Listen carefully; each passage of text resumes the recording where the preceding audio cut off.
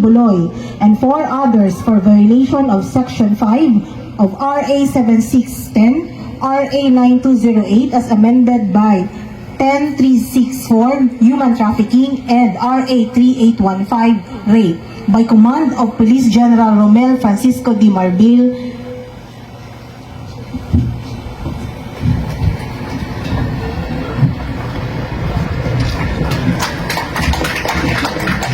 A frame citation is also presented.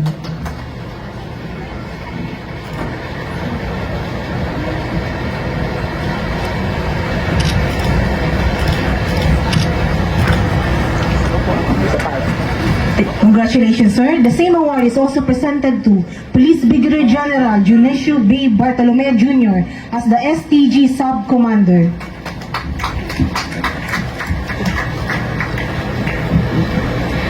A frame citation is also presented.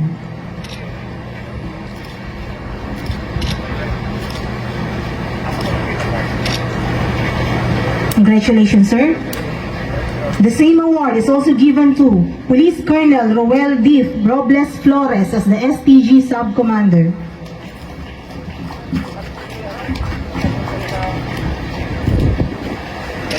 A frame citation is also presented. The trust and confidence given to me by our Chief of the Philippine National Police, Police General Romel Francisco D. Marbil. Sir, maraming salamat sa opportunity na binigay mo sa akin para i-lead ang Region 11 and of course, sa imprimatur na ibinigay ng ating Presidente, President Ferdinand Bongbong Marcos Jr. as relayed to us, as relayed to me by our Secretary of the Interior and Local Government, Attorney Benjamin Abalos Sr. Jr. Sir. Sorry for that, sir. This turnover is twice memorable for me because this is a very big step in my career. And secondly, this is the place that I found that the heroism of my father was written in stone. Ang pangalan niya ay nandyan sa bantayog ng mga bayaning pulis sa Region 11. Kaya sir, meron kayong nakita dyan na naglalagay ako palagi ng red sa kanyang pangalan. That said, 102 days ago, I was given the privilege to be the Regional Director of Region 11, and though my position is not a very easy feat, I have grown to embrace the responsibility and the challenges that came my way. During this time, under my leadership, PRO 11 has brought to focus the value of timely, truthful, and targeted communications during crisis, and the saying that nothing good ever come easy could not be more truer. To all the adversaries that I have encountered here in Region 11, both from the political and the civilian side, including the other agencies that may have been affected, I would like to say that this has never been personal. This could just be part of the roles that we play. And I would like to believe that everything came out to the best of the times. To the best because for me, it has made me grow as a career police officer, and for the others, especially to the people that we have brought to the court, it is good for them considering that we have jump-started. We have already jump-started the wheels of justice for them to get the justice that they have been looking for.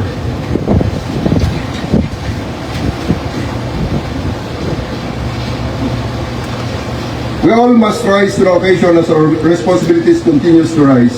And I would like to state that this is also the time that Davao Police sheds its popular or unpopular tag to be under the control of the politicians. Davao Police have shown that given the right time, opportunity, and situation, the PNP Davao showed its professionalism. I would like to stress that majority of the awardees that we had awarded today, sir, are natives of Davao.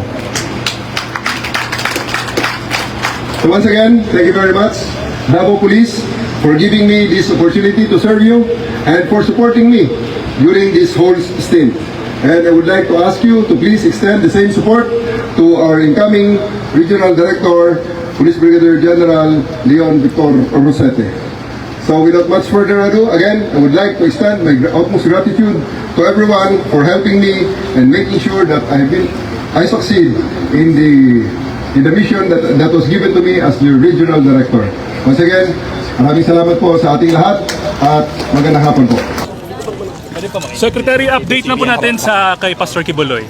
Any updates? Kay Pastor Kibuloy, andyan siya, naka-hold po siya, and right now I think there are a lot of other complainants surfacing up. Anong remaining task niyo po, sir, as SILG? Well, I only have a few days to go, so nira-wrap up ko na lang to. Probably it's more of bantag na lang, and it's halos tapos na naman itong kay Teves eh. It's just a matter of extraditing him. Okay. So at least nandyan na siya. Bantag is tapos na. Pero I will say, Roque, mukhang I cannot divulge anything now. Okay, but something's being done with Roque. Who will replace you, sir, as SILG secretary? Pag-uusapan pa namin ni boss. Anyway, I still have a few more days, but my last remaining days, I'm so proud of the ILG. I'm so proud of the PNP right now. Yes. You could see the overwhelming feeling right now that we have. Salamat po. Thank you. Thank you. Ladies and gentlemen, this ceremony begins. Magsitayo po tayong lahat at ating awitin ang Lupang Hinirang, ang pambansang awit ng Republika ng Pilipinas to be led by Patrolwoman Mary Jane Dayupay.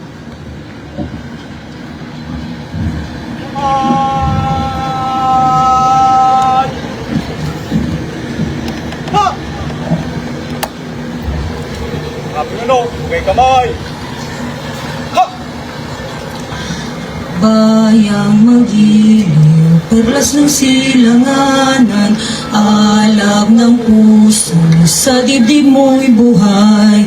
Lupang hinirang, duyan ka ng magitid, sa manlulupig, di ka pasisiil, sa dagat at bundok, sa simoy at sa langit mong bughaw.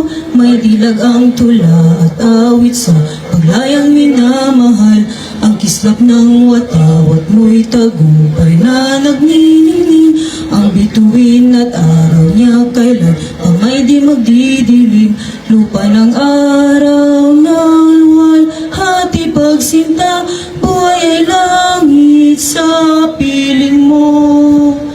Aming ligaya na pag may mga api ang mamatay ng dahil sa'yo.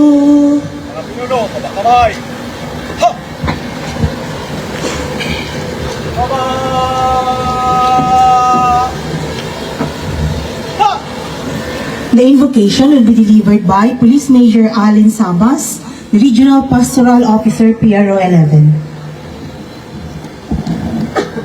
Let's bow our heads and let's come before the Lord in prayer. Almighty God, we thank you for allowing us to gather and witness the turnover of office ceremony with Police General Romel Francisco D. Marbil, Chief of PNP, as presiding officer. With gratitude for your divine providence, we lift up to you the service of Police Brigadier General Nicolas de Torre III for the whole stint that he led the Police Regional Office 11 with dedication and commitment to duties. In like manner, we sanctify to your ever-saving grace the incoming Regional Director, Police Brigadier General Leon Victor Z. Zorete. Let your ways be his constant guide as he fulfills the responsibility you entrust upon him. Continue, dear Lord, to consecrate the lives of these humble servants with the abundance of your blessings as each one take the path you laid out for them. Finally, we beseech you, Lord God, to pour down your perpetual blessings upon us all, especially to our Secretary of the Interior and Local Government, Attorney Benjamin Z. Abados Jr. Bestow us further the faith of your divine mercy and compassion as we never cease to glorify you in the service to your people. Grant all this, we pray, in your most mighty name. Amen. Thank you very much, and please be seated.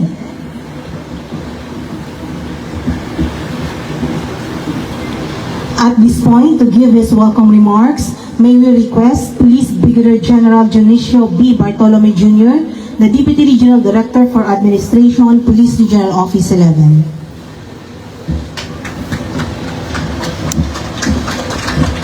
For question of honor and speaker, Secretary of the Interior and Local Government, Attorney Benjamin Ben-Hur Avalos Jr., sir. To the Chief of the Philippine National Police, Police General Romel Francisco Marbil, sir. To Major General Sidney S. Hernia, the Director of Personnel and Records Management. To the outgoing RD, Brigadier General Nicolas Torre III, together with his lovely wife, Madame Patricia Jane Torre.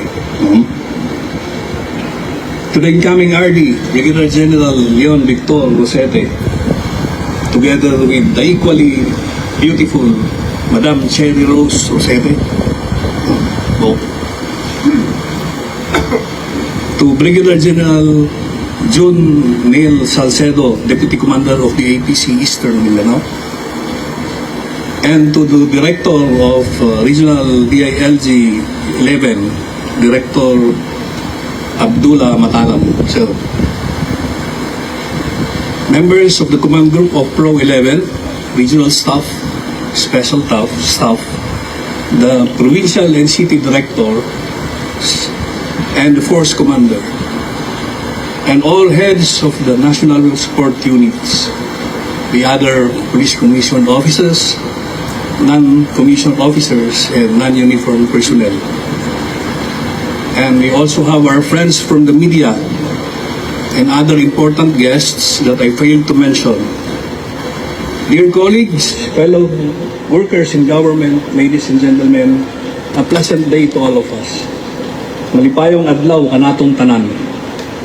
It's both an honor and privilege to warmly welcome you all to Camp Quintin Merecido, the home of the 9,472 brave police Davaoenyo. For today's momentous ceremony, the turnover of office for the Regional Director of Pro 11, which will be presided by our Chief PN National Police, with no less than the Secretary of the Interior and Local Government as our guest of honor and speaker. The turnover of office or command is a cherished tradition of the Philippine National Police. It is a bittersweet moment because it signifies the end of one journey and it's the start of another. As we bid goodbye, we also pay honor and tribute to our outgoing Regional Director, Police Brigadier General Nicolas Deloso Torre III. We are motivated by his passion, gallantry, tenacity, and strong leadership, exhibited in full during the successful operations at the KOJC compound. Arguably, one of the most challenging police operations in this region, if not for the whole country. He stands as an exemplary officer, worthy of emulation by our police personnel. We wish him the best as he embarks on his new role as Director of the Criminal Investigation Group. Likewise, we welcome Police Brigadier General Leon Victor Zamora Rosete, another exemplar who demonstrated his innate, relentless, and very capable leadership during his past assignments as the Provincial Director of Nueva Ecija, the Deputy Director of the Integrity Management and Enforcement Group, the Director of the PNP Retirement and Benefits Administration Service, and the recent one is the District Director of the Southern Police District of the National Capital Region Office. I strongly urge all Police Davaoenyo to give the same support that we have accorded our past directors. Not only because he is my classmate, but more so, that the task of preventing and controlling crimes and maintaining public order and security is not easy, and our new regional director needs all the help he can get to successfully accomplish this. Today, the sun has beautifully risen, a testament to a new beginning. As our Chief PNP always says, the new day presents a new opportunity to do the right things and to make significant impact to the people and communities that we vowed to serve and protect. Dahil sa bagong Pilipinas, ang gusto ng pulis, ligtas ka.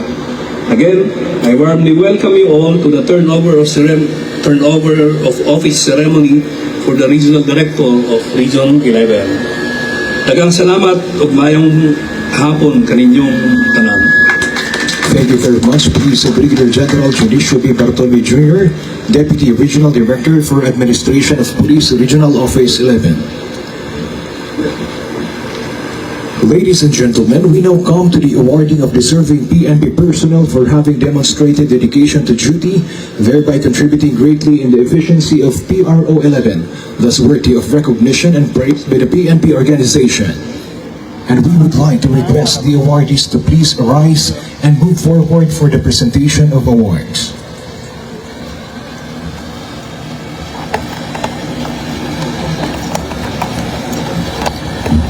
And to present these awards, we would like to request Secretary Benjamin C. Abalos Jr., Secretary of the Interior and Local Government, and he will be assisted by our Chief PNP Police General Romel Francisco D. Marbil.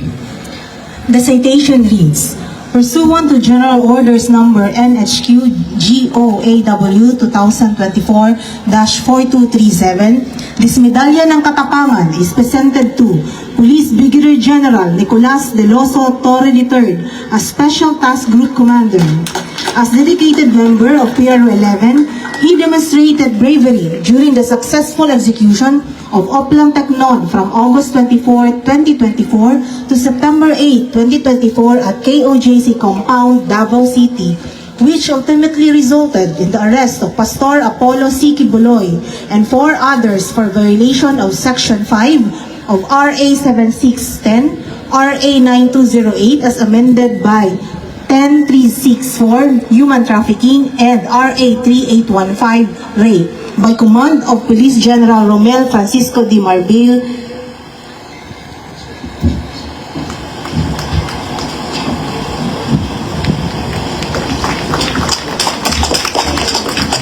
A frame citation is also presented.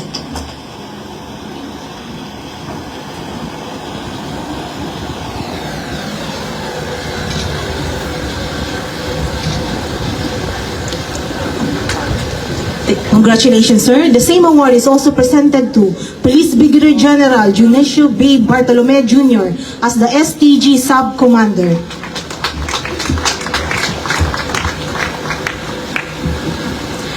A frame citation is also presented.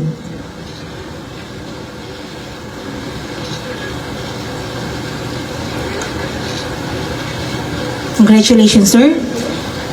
The same award is also given to Police Colonel Roel D. Robles Flores as the STG Sub-Commander.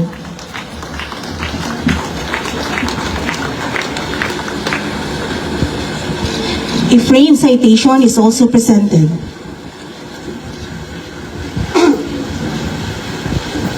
Thank you very much. Another award is also presented. Pursuant to General Orders Number NHQ-GO-AW 2024-4238, this medalya ng katapangan is presented to Police Colonel Julius E. Stilagan for his gallantry in action as member of PRO 11 in his capacity as the Sector Supervisor for the successful execution of Oplang Tecnon. And a frame citation is also presented.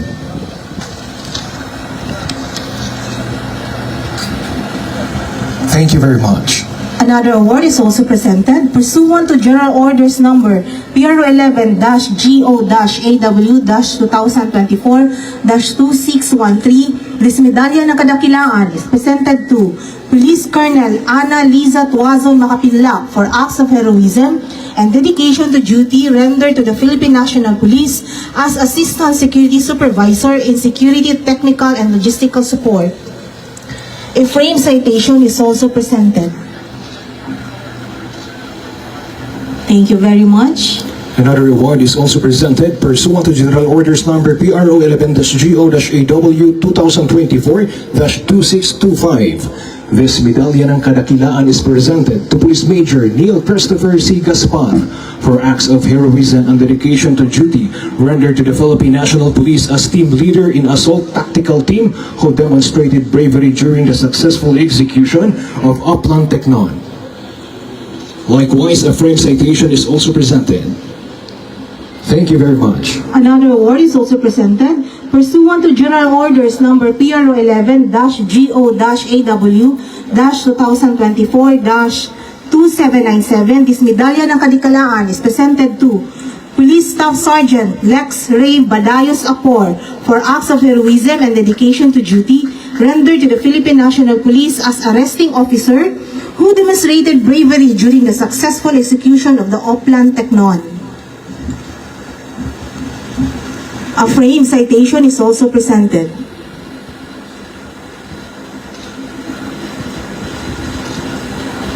Thank you very much. The same award is also presented to Police Corporal King Excel Kulapan Mabalot.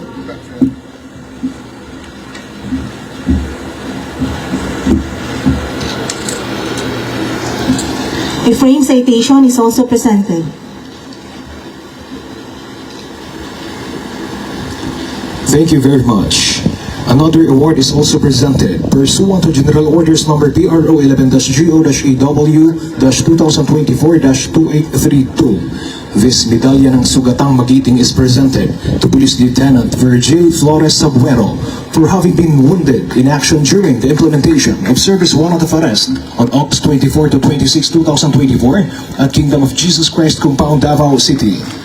A frame citation is likewise presented. Thank you very much. The same award is also presented to Police Staff Sergeant Dexter Alferez Delfin.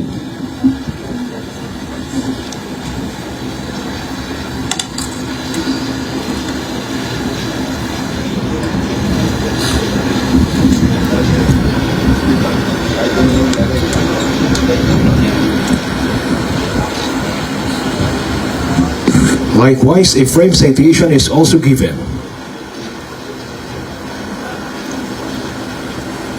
Thank you very much. The same award is also given to Police Corporal John Mark Gobalani Kia.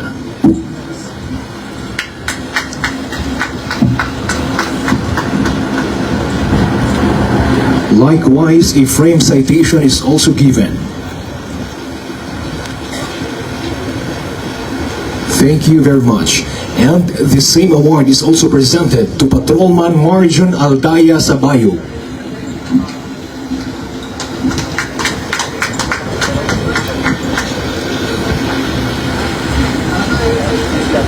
Likewise, a frame citation is also presented.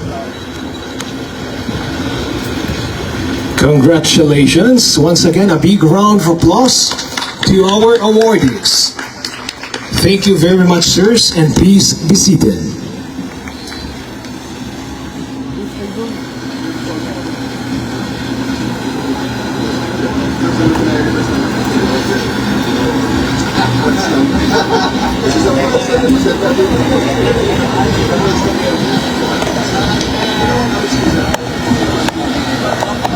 Ladies and gentlemen, we will now proceed to the turnover of office.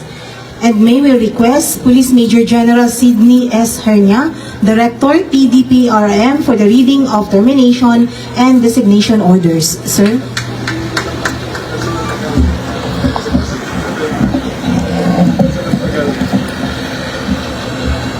Republic of the Philippines, National Police Commission, National Headquarters, Philippine National Police, Camp Brigadier General Rafael T. Crami, Quezon City. Termination of designation.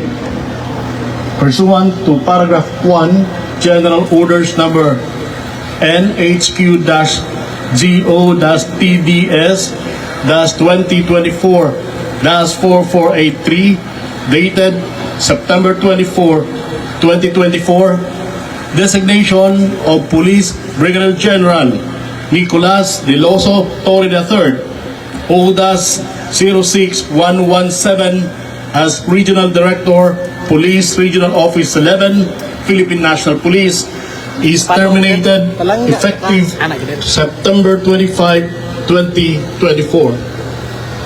Designation. Pursuant to paragraph 1, General Orders number NHQ-DES-2024-4486, dated September 24, 2024, Police Brigadier General Leon Victor Zamora Rosete, ODAS 06111, is designated as Acting Regional Director, Police Regional Office 11, Philippine National Police, effective September 25, 2024, by command of Police General Marbil, Official John A. Arnaldo, Police Lieutenant General, the Chief of the Directorial Staff, signed Sidney S. Hernia, Police Major General, the Director for Personnel and Records Management. Thank you very much, sir. Police Major General Sidney S. Hernia, Director, TDPRM. At this point, ladies and gentlemen, may we request Police Brigadier General Nicolas De Torre III, the outgoing Regional Director, for his remarks and signing of a relinquishment order.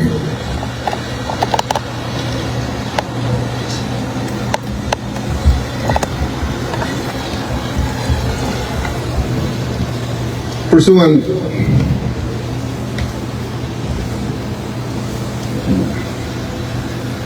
Before I read my relinquishment of office, let me proceed with my short remarks.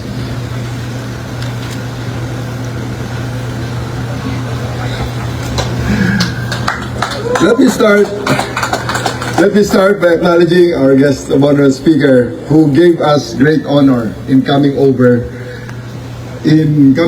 to witness and preside over this turnover ceremony. Kailangan bilisan ko lang sapagkat alam ko na ang ating boss ay sasakay na uli sila sa aeroplano ng alas 2. So,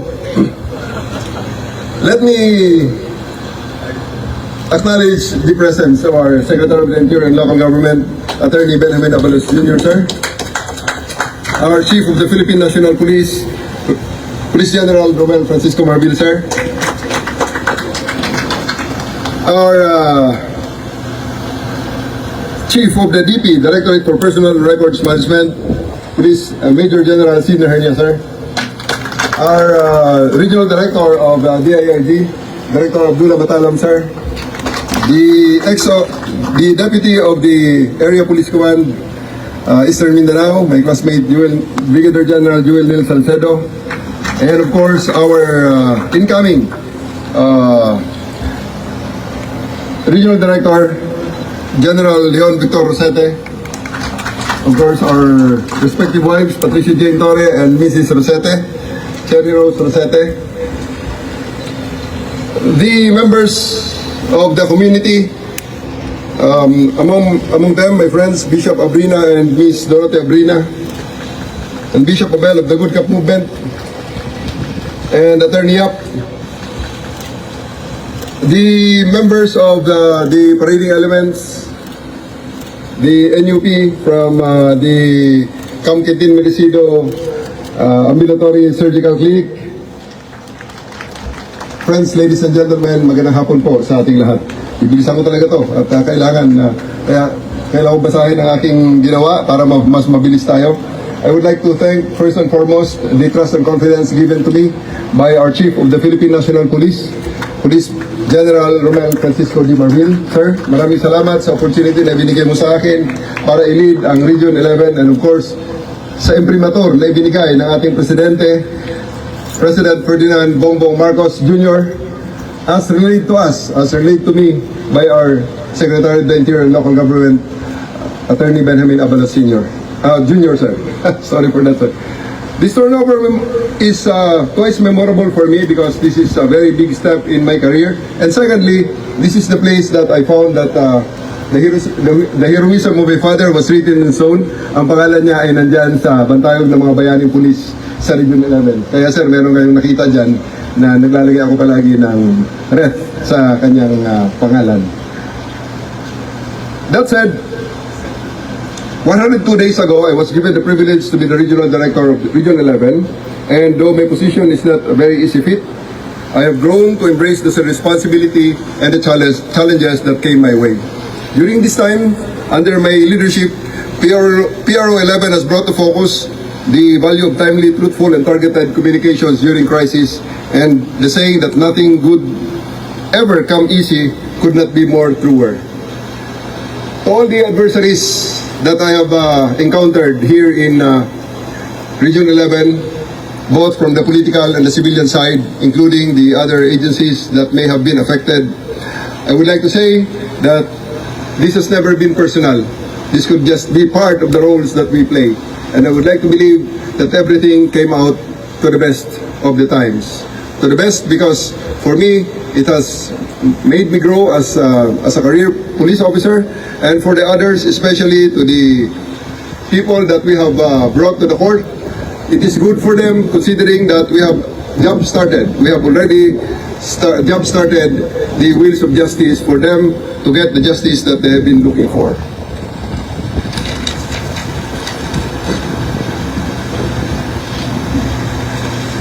We all must rise to the occasion as our responsibilities continues to rise. And I would like to state that this is also the time that Davao Police sheds its popular or unpopular tag to be under the control of the politicians. Davao Police have shown that given the right time, opportunity, and situation, the PNP Davao showed its professionalism.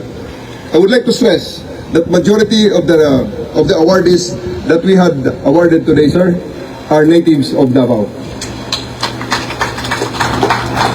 So once again, thank you very much, Davao Police, for giving me this opportunity to serve you and for supporting me during this whole stint. And I would like to ask you to please extend the same support to our incoming Regional Director, Police Brigadier General Leon Victor Rosete. So without much further ado, again, I would like to extend my utmost gratitude to everyone for helping me and making sure that I succeed in the mission that was given to me as the Regional Director. Once again, maraming salamat po sa ating lahat at magandang hapon po.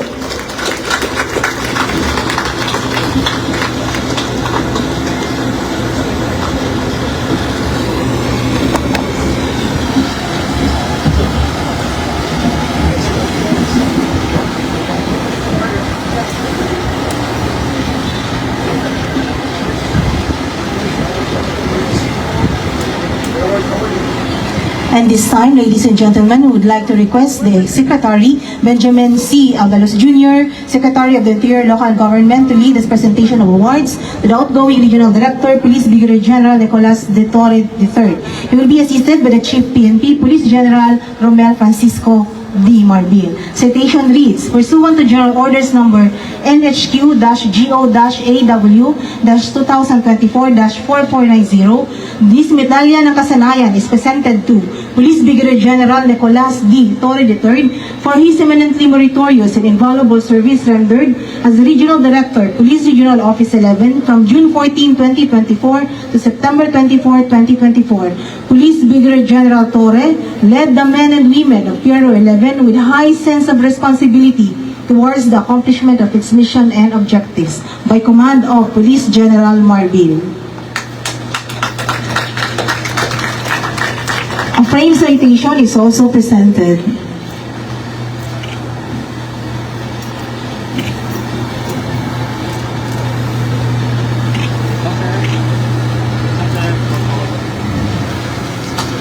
Thank you very much.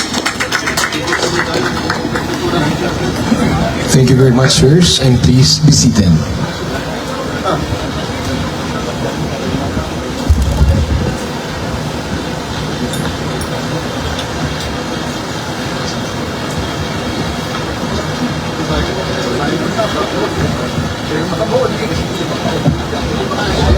Pursuant. And now, our Police Brigadier General Nicolas De Torre III will now sign his relinquishment order.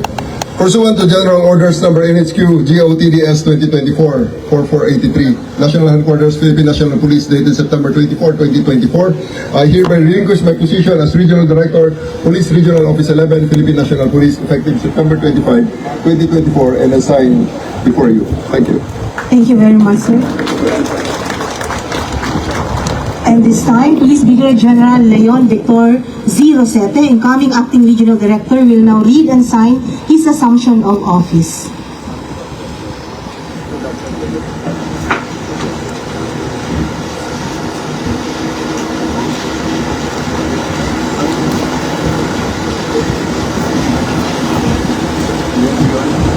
Pagkatapos mo ng assignment, ito the production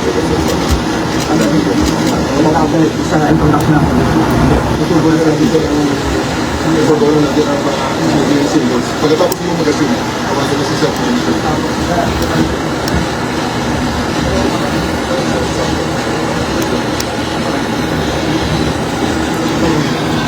Wala, pasagabal ko na. Wala, yagaan kaya. Malaki sa init. Sabaran mo na.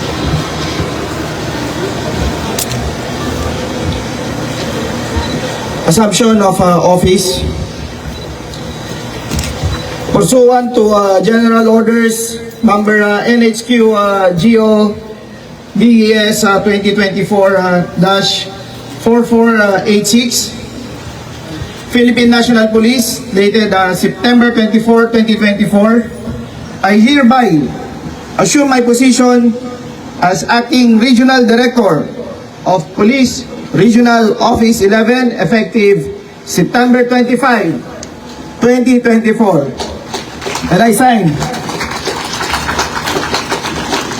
And now our Regional Director, Police Brigadier General Leon Victor Z. Rosete will now introduce our guest of honor and speaker.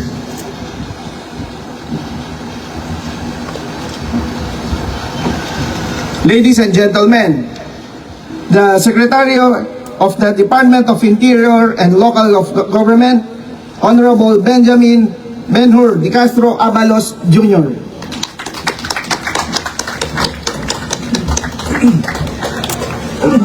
Maraming salamat, General Rosete. Upo po tayo.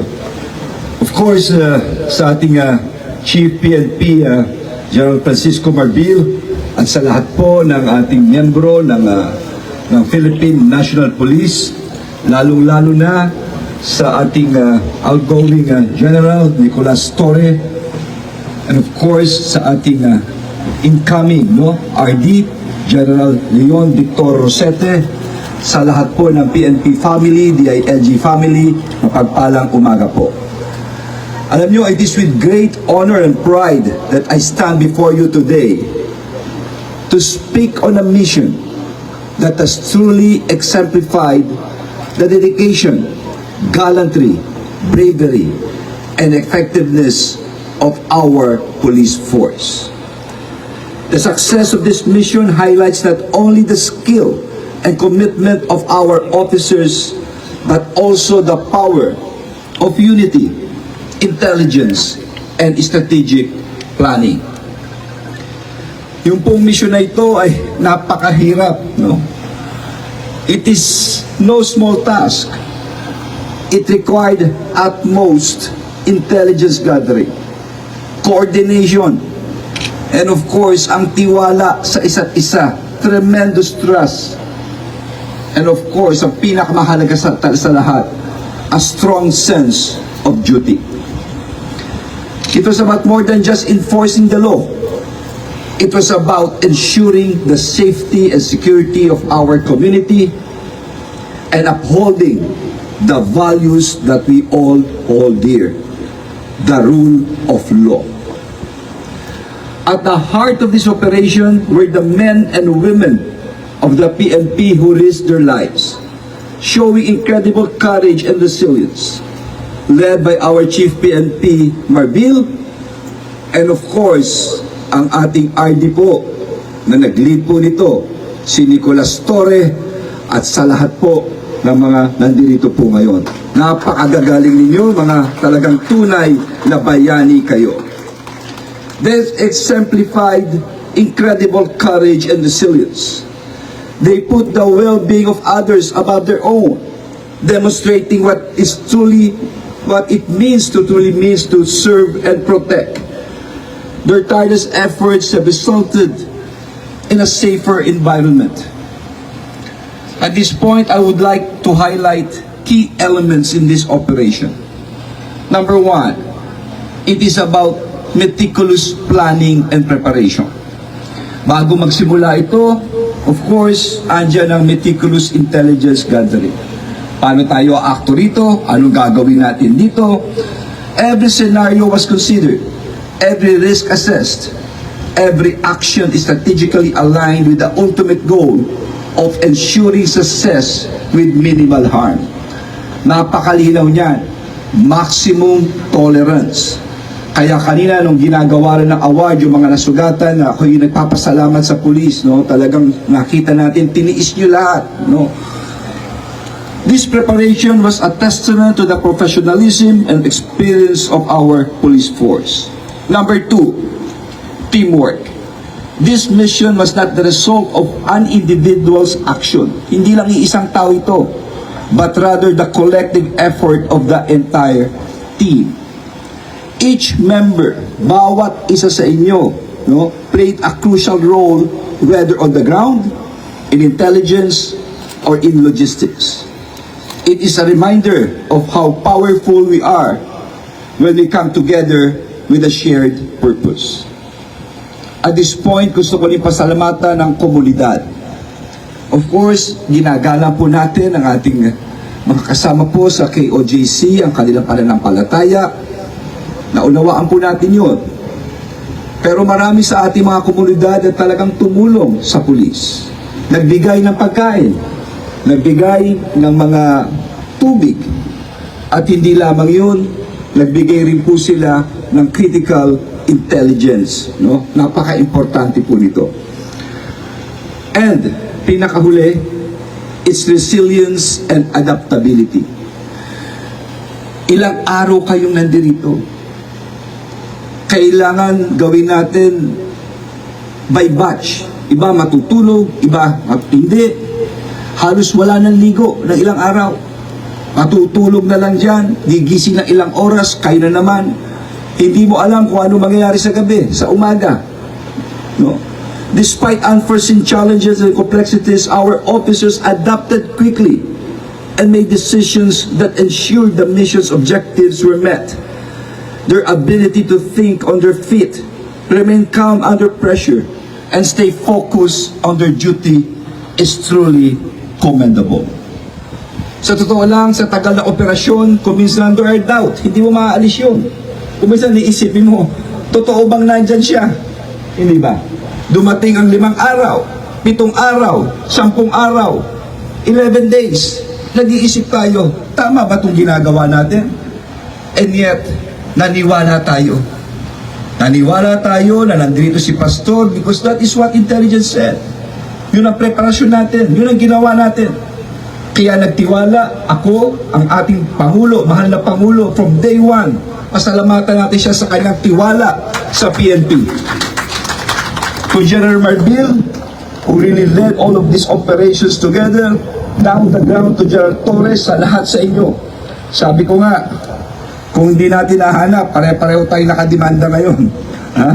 Pare-pareho tayo. When we go up together. And when we go down together. That is the power of the team. This mission success is a reminder of the vital role that law enforcement plays in our society. It shows that what we can achieve when we work together, when we prepare with care, and when we act with determination and integrity. To the men and women and officers involved in this mission, you have made us proud. Ang katapangan nyo ang naging inspirasyon namin. Your dedication has strengthened our confidence in the safety of our community, of our country. Maraming salamat sa sakripisyo ninyo, sa katapangan ninyo. sa paniniwala ninyo sa inyong gagawin. And we recognize these sacrifices you and your families have made in pursuit of justice. Maski pamilya ninyo, dapat din natin pasalamatan dahil naunawaan ko, ang asawa ninyo, mga anak ninyo, hindi nakakatulog yan. In conclusion, let us all take a moment to reflect on the importance of the work done by our police officers to express our gratitude. The success of this mission is not just a victory of law enforcement, but a victory for the whole nation. Let us always remember that the basis of everything of democracy is always our justice system. Once this justice system is trampled upon or is defied by anyone, the entire system or even democracy is at risk. Ito'y nagpapakita that no one is above the law. Congratulations at mabuhay ang Philippine National Police. Thank you very much, sir. Once again, Secretary Benjamin C. Abalos Jr., our Secretary of the Interior and Local Government. What's up mga tropa pips? So ayun, congratulations na po agad dito kay General Torre dahil po talagang well-deserved po niya talaga itong napakatinding promotion na ito dahil hindi na lamang po Davao City na lamang or Davao PRO 11 ang kanyang hahawakan, kung hindi buong Pilipinas, CIDG. Nako, nabanggit nga po dyan nitong ating DILG Secretary. Hanggang ano na lang yan, katapusan na lang ng September yan, si Secretary Benar Abalos. At yan ay kakandidato ng senador. Naku, susuportahan ko yan kasi magaling po ang ginawa niya na pamumuno sa DILG. So, eto pong mga update ni DILG Secretary, ay nako, eto na yung tingin ko ay magpapakaba kay Bantag. Bakit? Nako, nabanggit ang pangalan ni Bantag at pangalan ni Tebes. Extradition na lang daw po ang hinihintay dito kay Tebes. Pero dito, kay Bantag, naku, mukhang mas lalong paigtingin ang paghahanap sa kanya. At dito kay Roque na din. So ngayon po, nabigyan po ng parangal ang ating pinakamagiting na general na nakahuli po kay Kibulok. Itong si General Torre, talagang grabe, talagang dalawang kamay, saludo natin, kung pwede pang itaas, pati paa. Isasaludo natin sa sobrang galing talaga ng ating bagong CIDG director na si General Torre. At isa pong napakalaking karangalan na tayo ay makausap natin siya at makadaupang palad ng personal.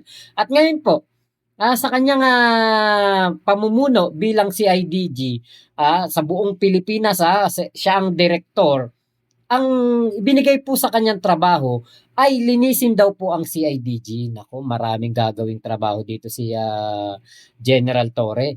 At kayang-kaya niya pong gawin yan. Kayang-kaya niyang linisin ang buong CIDG department na yan ng PNP. Dahil po, sanay na sanay ang ating Pangulong Bongbong Marcos sa pagtatalaga ng mga taong karapat-dapat dito sa ganitong mga trabaho. Siyempre, from the PBBM, papunta kay DILG Secretary, papunta dito sa CIDG, talagang saktong-sakto, swak na swak itong si General Torre dito po sa kanyang bagong trabaho, CIDG Chief. So, buong Pilipinas nahahawakan niya at tingin ko hindi naman mapapabayaan yung trabaho niya bilang RD. Dahil lang papalit, itong si General Rosete ay isa rin pong kilalang matinik na pulis din po ito. Maganda rin po ang track record nito. At si General Torre, buong Pilipinas na ang kanyang pamumunuan ng CIDG. Hindi pa rin uubra yung mga loko nung mga kulto, nung mga gumagawa po ng katarantaduhan, krimen diyan po sa Davao City. Merong ibang mga kung nabasang mga comment. Sana daw po hindi inalis etong si General Torre diyan daw po sa Davao City para daw po magpatuloy ang kumbaga pagdisiplina dito sa mga kulto.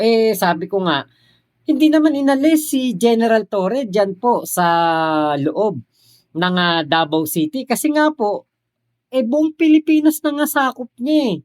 'Di ba meron siyang mata, tenga, kamay diyan po sa lugar na 'yan. Hindi na po makakaporma ang mga kriminal lalo na at ang ating pong General Torre ay paiigtingin po ang kampanya ng CIDG para po maimbestigahan ang mga sinasabing mga kriminal, lalo na po yung mga gumagawa ng mga fake news, naku, mas lalong maiimbestigahan po yan. Yung pong mga vlogger na nagpapakalat po ng maling information at nag-inciting to sedition at nag-obstruction of justice, lalo po silang maiimbestigahan at lalo po silang madidiin sa mga kaso dahil nga po ang ating bago pong CIDG chief ay gagawin po ang lahat para mabigyan ng hustisya ang ginawa po nilang pambabalahura sa mga kapulisan. Sabi ko nga po, 'di ba si General Torre, mabait po na pulis yan, mabait na tao, kausapin mo lang yan, patatawarin ka niyan. Pero, ang tanong, ang batas ba kaya kang patawarin, 'di ba? Yan po ang masyadong naging mapusok itong mga vlogger, itong mga kulto, itong mga utusan ni Kibulok. Nako, maling-mali po 'yan dahil kayo po ay sisingilin po ng batas sa inyong mga kasalanan. Maaari, may mga magsasabi, di kami natatakot diyan kay General Torre. Maaring may magsasabi niyan. Kasi madali namang sabihin 'yan, pero deep inside, nako, kinakabahan at parang bihira na lang mag-vlog, parang yung iba naglaylo, parang yung iba ay nag-a-upload na lang, hindi na nagla-live. Nako. Malaki nga kinita nyo, pero saan mapupunta? Pang piyansa? So yun lamang po, maraming salamat sa pagsama nyo dito sa aking vlog na ito. Muli, congratulations at napakalaking saludo, 2 kamay para sa ating DILG Secretary kay General Torre at sa bagong RD ng PRO 11 na si General Rosete.